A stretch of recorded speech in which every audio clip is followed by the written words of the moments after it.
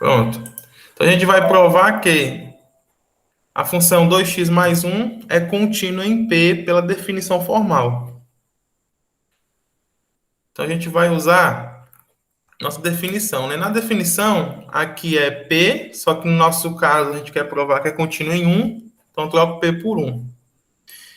E aqui é f de P, mas nosso P é 1, aí eu troquei. Agora tem que provar que essa implicação aqui acontece, seja qual for o número positivo que ele der a você, que vai ficar aqui. Então vamos lá. Eu vou partir aqui do seguinte: dado um epsilon qualquer número que ele der, basta você escolher como delta, que é o candidato ideal, qualquer número positivo que seja menor que esse epsilon que ele deu, dividido por 2. Por enquanto, gente, vamos assumir que eu descobri isso aí na sorte, por enquanto. Depois, na frente, eu vou explicar de onde é que eu pensei nesse epsilon dividido por 2, viu? Por enquanto, vamos assumir isso aí. Essa desviação minha foi certeira, foi um chute certo. Então, vamos lá. Vou partir aqui do início, né? O módulo menor que o delta. Vou diminuir aqui. Então, vamos lá. Partindo do início. Módulo menor que o delta. E o fim? O fim é esse aqui, ó. Tenho que provar que isso aqui acontece. Vamos lá, partindo do início, implica que o módulo é menor do que epsilon sobre 2. Isso aqui vem da onde? Vem de que, como o delta, eu já estou supondo aqui, ó, adivinhação, que é menor do que o epsilon sobre 2, e como o módulo é menor do que esse delta, então também é menor do que esse epsilon sobre 2. Né? Então, por isso que eu botei aqui, ó, o módulo é menor do que o epsilon sobre 2. Agora, para frente. Eu posso multiplicar por 2 essa desigualdade. Então, quando eu multiplico por 2, esse aqui de baixo desaparece, ó.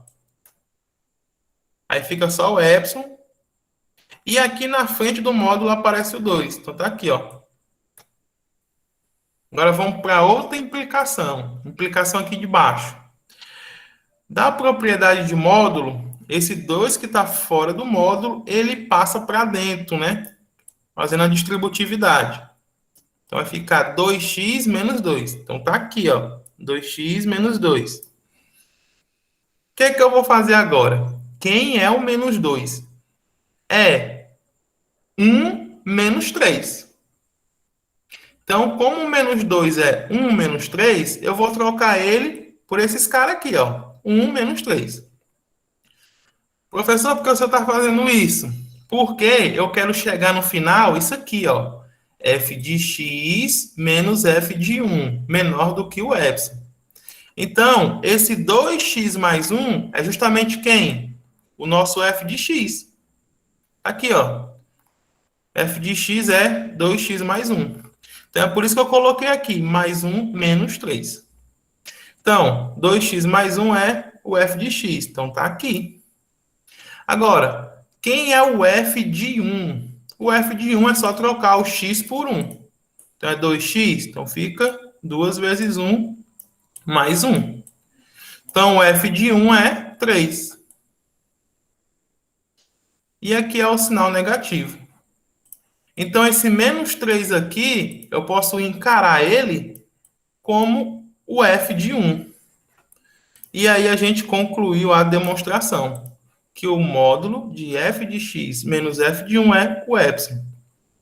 Conclusão, logo, para todo epsilon que você der, que você dizer, ó, cara, o epsilon é 0,1, porra, acha um delta agora? Aí você escolhe quem como delta? Você escolhe o epsilon que a pessoa te der dividido por 2. E dá certo, porque a gente acabou de provar que a gente parte aqui do módulo ser menor do que delta e encontra que o módulo é menor do que epsilon. Ok? Agora eu vou mostrar para você o seguinte. Como é que eu encontrei esse epsilon aqui, né? É a grande jogada. Como é que eu adivinhei que isso aí, para dar certinho? Vamos lá. A gente usa a ideia para resolver esse problema de trás para frente, no caso do final para o início. Notem que eu parti aqui da parte esquerda, tá aqui, ó. Eu parti aqui da parte esquerda e cheguei no que queria, que é a parte direita. Mas para encontrar esse delta aqui, você vai fazer a ideia contrária. Você vai partir do final para chegar no início. Então, deixa eu mostrar aqui para vocês o rascunho, né? Até aqui eu digo essa observação. Parte do final para chegar no início. Então, ó, aqui é o rascunho, a parte que você não coloca na prova, né? Aqui é o rascunho, é como você adivinha quem é o delta. Então, você pega o final, ó. Quem é o final? F de x menos f de 1. Você pega o final e aí você vai destrinchando ele até aparecer o inicial. Quem é o inicial? O módulo de x menos 1. Voltando lá, ó. O final é f de x menos f de 1 e você tem que chegar até o inicial, que é o módulo de x menos 1. Então, vamos lá. Partiu do final. Quem é o f de x? 2x mais 1. Isso é dado na questão. Quem é o f de 1? É só trocar o x por 1. Vai ficar 2 vezes 1 mais 1. Isso tudo aqui dá 3. Então, tá aqui, ó, menos 3. Se eu tenho 1, subtrai o 3, fica menos 2. Então, tá aqui. O 2 aparece 2 vezes. Coloque em evidência. Tá aqui. Agora, propriedade do módulo. O módulo do produto é igual ao produto dos módulos. Tá aqui. Módulo de 2 é o próprio 2, já que ele é um número positivo. Tá aqui. E, por fim, o módulo de x menos 1 é o quê? É o inicial, o ponto de partida. Agora, notem o seguinte. Como a gente deve ter isso daqui, ó, já que o epsilon, ele é dado, né? O epsilon, ele é dado. Como isso aqui deve acontecer, e esse cara aqui, módulo de fx menos f de 1 é igual a esse aqui, ó, 2 vezes esse módulo, então esse módulo aqui de baixo também tem que ser menor do que o epsilon. Agora, o que a gente faz? Divide, no caso agora, divide por 2 nos dois lados. O lado esquerdo vai ficar a parte inicial e do lado direito vai ficar epsilon sobre 2. E agora vem a parte fácil. Esse epsilon sobre 2 aqui é justamente o cara que você vai chamar de delta. Vai ser o epsilon sobre 2. E aí, eu coloquei aqui, ó, menor ou igual que epsilon sobre 2. O igual, ok, daria certo. Mas o menor também dá certo. Viu? Por que o menor também dá certo? Deixa eu explicar agora aqui a interpretação geométrica, né? Eu acabei de mostrar no início, mas só que eu não botei para gravar, tem que mostrar de novo. Aqui eu estou só explicando porque esse epsilon sobre 2 eu adivinhei aqui, ó, parece uma adivinhação, né? Um chute certeiro, mas não foi um chute. Esse epsilon sobre 2 aqui eu parti do início, né? Que é essa parte aqui, ó. Parti do início, deu certinho aqui, implicou nisso aqui, que é o que a definição pede, e aí acertou. Porém, esse delta menor do que isso aqui não foi uma adivinhação. A gente faz um rascunho, pensando do final para o início, para no final aqui descobrir qual é o candidato a ser o delta. Interpretação geométrica, vamos lá. O que significa esse epsilon e esse delta, né? Postei no início da aula, vou falar de novo. É assim, ó. Tá aqui a função. Você vai pegar aqui o ponto aqui, no nosso caso é 1, né? Que é mostrar que ela é contínua em 1. E aí, o que você faz? É aquilo que eu falei, se fosse um jogo. Você pega o f de um, uma pessoa pega o f de um e diz, o epsilon é 0,5. Então, ele bota 0,5 aqui, aí aumenta, né, esse f de um para cima, e tira 0,5 aqui. O que acontece? Abaixa aqui o valor do f de um. Então, note aqui que apareceu essas linhas aqui, preta. Estão vendo, ó? Preta. Então, é como se fosse um jogo. Aí a pessoa pergunta, agora eu quero que você encontre um delta, tal que essa região aqui toda, quando você encontra um delta, essa região aqui toda esteja dentro dessas barras verticais aqui pretas. Então, o que acontece? No caso aqui, a pessoa encontrou o delta, por quê? Porque essa região toda aqui, ela está dentro dessas duas barras verticais pretas, né? Agora, se a pessoa tivesse pegado um epsilon menor, ficaria aqui menor, ficaria bem aqui, um epsilon não, um delta, né? No caso aqui é o delta. Se a pessoa tivesse pegado um delta menor, aí ficaria essa parte aqui, uma região menor ainda, que também daria certo. Se a gente ver aqui, e até aqui, e aqui vinha para o lado, né? Também daria certo. O epsilon menor. Então, essa região aqui também está dentro dessa parte aqui das duas barras pretas, né? Horizontais. Ok? Então, é por isso que eu coloquei aqui, na resposta.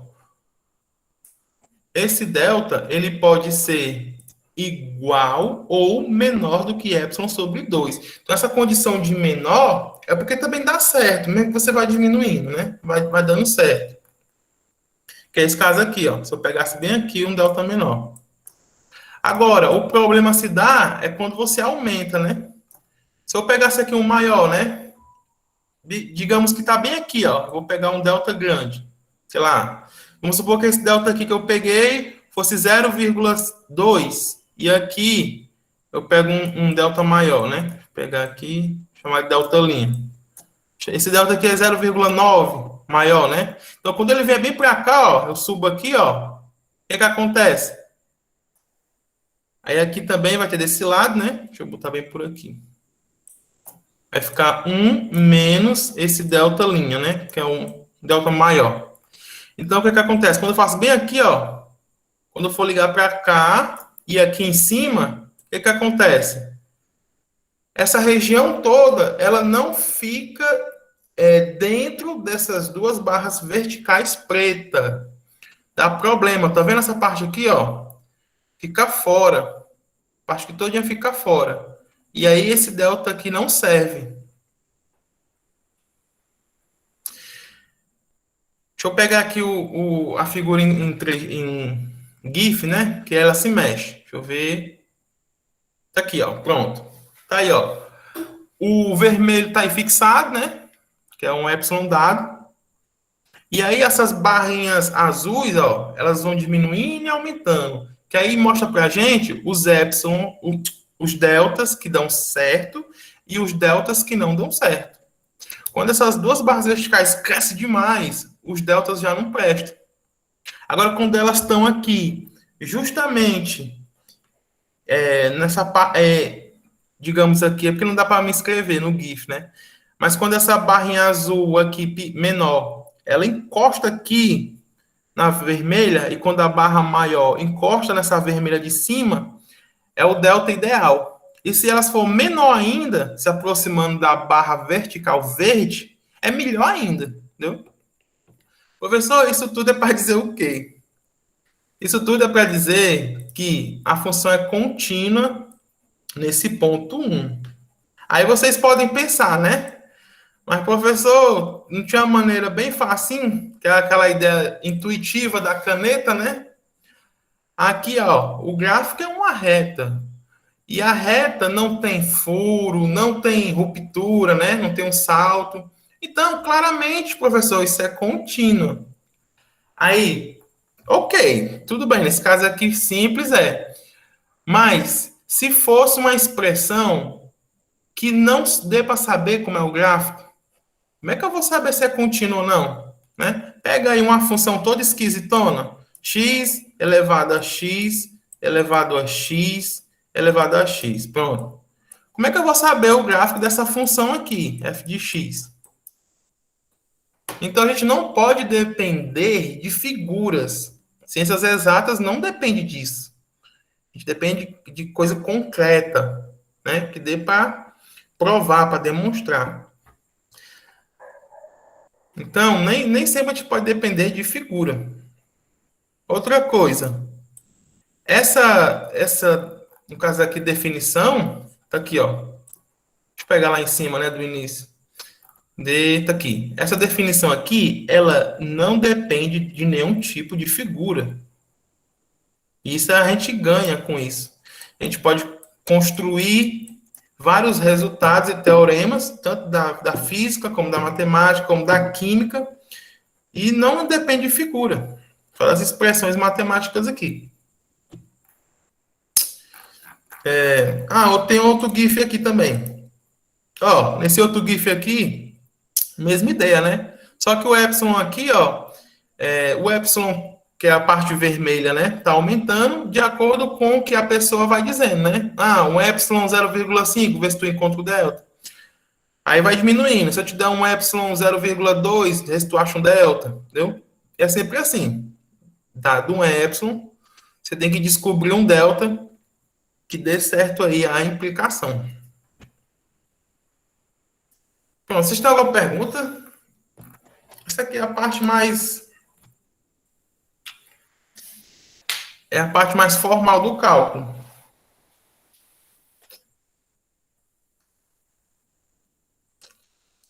Deixa eu marcar aqui umas questões do livro, né? Deixa eu ver. Vamos para as questões, né? Deixa eu ver aqui. Pronto, ó. 11. Então, as questões essa daqui, para vocês fazerem. Na primeira questão, vocês fazem só esse item A e esse item G. Primeira questão, isso aqui tá bom. Aí vem questão 6. Questão 6, vocês vão ter que construir uma função, né? A lei de formação dela, matematicamente falando, e exibir aí o gráfico da função. Viu? Você tem que exibir qual é a lei de formação, sei lá, f de x igual a x, por exemplo, x igual a x. E depois exibir o gráfico para saber se realmente satisfaz essas condições, né, que ele pede, que é contínua em todos os pontos, exceto nesses pontos aqui, menos 1, 0 e 1. E a questão 13 e a questão 14. Pronto. Questão 13 aqui, questão 14. Vocês ficam atentos aí no final do livro, que ele dá sugestões, viu? Ele dá dica como faz as questões, não de todas, né? Mas aí, pelo menos aí das ímpares, acho que ele faz as respostas, né? Comenta, dá sugestão no final desse livro mesmo. Então ficou a questão 13, 14 e a primeira questão A e G e a questão 6.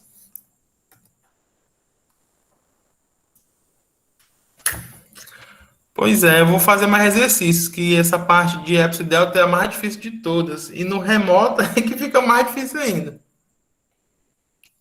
Mais uma vez aprendendo isso aí vai dar boa, né? Pois é, gente, tá tranquilo? Ou estão com dúvida? Deu dúvida em tudo? Eu tô com dúvida em tudo, não entendi foi nada aí, professor. Tô aqui bugando. Eu vou fazer na próxima aula questões. Eu mesmo pego essas questões, algumas dessas aí, vou fazer. Mas é assim, é porque o que assim, o cálculo ele é do século passado, né? Então é recente. Só para vocês terem ideia, a matemática do ensino médio que a gente aprende, ela tem aí quase 2000 anos, né? É matemática bem antiga. E é que vocês veem no ensino superior, não. É moderna, é nova. Assim, né? De uns 100 anos para cá. Comparado com a do Egito, da Grécia, né? Que muita gente que é leigo pensa que as exatas é só aquilo, né? Regra de três, porcentagem, fração. Pensa que não vai mudar nunca, mas muda. É constantemente em movimento, né? Publicação em artigo, novos resultados, né? E aí a gente vai ter que ter paciência. Eu vou ter que ter paciência, porque a minha própria turma, Epsilon e Delta, acho que uma ou duas pessoas aprenderam na época, né? Mas é assim mesmo. O esquema é fazer exercício. Eu vou fazendo exercício até que pegue a ideia. Uma vez que pega a ideia, pronto. Aí dá certinho. Deixa eu pegar aqui uma do livro, né? Ó, deixa eu pegar aqui uma do livro. Deixa eu ver. O livro aqui fala um bocado. Vamos pegar aqui, pronto. Exemplo 2. Ó, a função constante. Pega aqui a função constante. Ele diz: prove que ela é contínua em todo P real. Então vamos lá. Vou pegar aqui. Ó, como a função é constante, ela é uma reta. Vou botar aqui em azul. Vamos dizer que essa aqui é a constante. Aqui eu vou marcar um P. Peraí, aqui. Pronto. Ó, como a função aqui f é constante, é fácil a gente ver daquela forma intuitiva da aula passada, que era bem fácil, né? Uma linha azul, não tem furo, não tem salto, ok. Realmente é verdadeiro. Só que ele quer agora do ponto formal do negócio, sem apelar para a figura. Como é que a gente prova? Vamos lá. A gente vai por definição formal. Deixa eu apagar aqui. Tá aqui, ó. Cadê? Pronto. Ah, peraí. Deixa eu diminuir aqui para me enxergar. Cadê a definição? Tá aqui, ó. Pronto. Módulo de x menos p menor que delta implica f de x menos f de p menor do que epsilon. Onde o epsilon é um número dado, e aí a gente vai ter que correr atrás desse delta. Ok? Então vamos lá. Então aqui é o seguinte, a gente parte aqui, ó, x menos p menor que delta. E a gente tem que fazer o seguinte, a gente tem que provar que f de x menos f de P é menor do que epsilon. Qual a ideia aqui?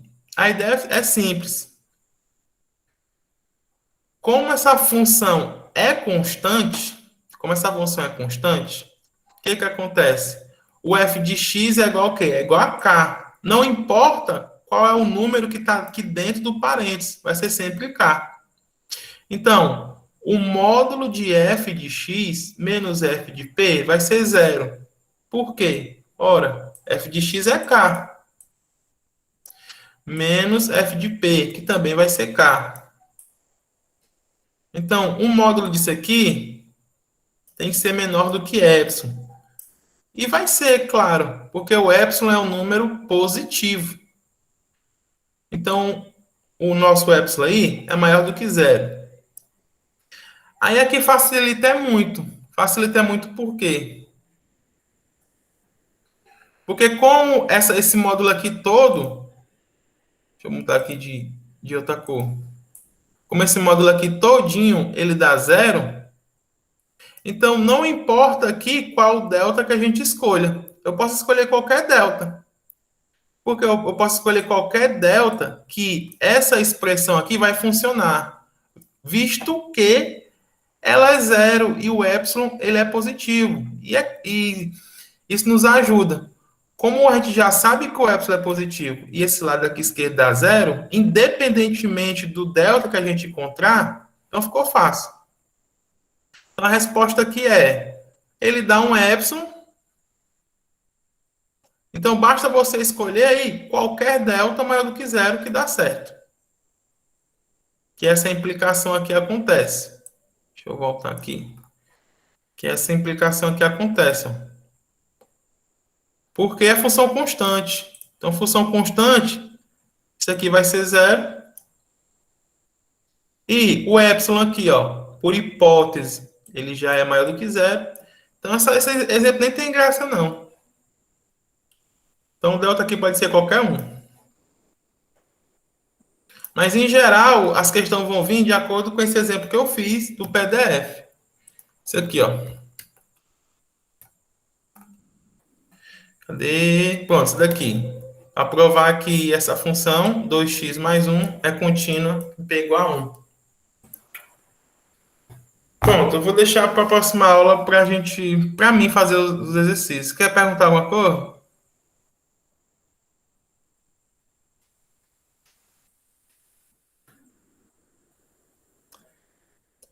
Pois é, vocês não tiver dúvida, deve estar muita dúvida, mas vai dar certo. Fazer as questões. Então, ó, deixei aí já 4 questões para vocês resolverem, valendo um ponto.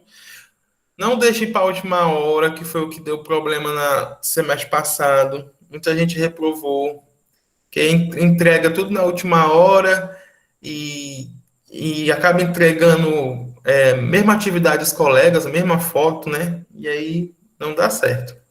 Então não deixem acumular, tentem fazer. Eu já não boto o tempo para vocês terem aí bem muito tempo, né? Eu não marco a data de entrega. Só quando eu chegar na 10ª atividade, é que eu marco a data, que aí é a data limite. Então não deixe atrasar. Muita dúvida. Vocês tentem fazer essas que eu marquei aí, certo? O item A, aqui, ó. É do mesmo jeito da que eu fiz.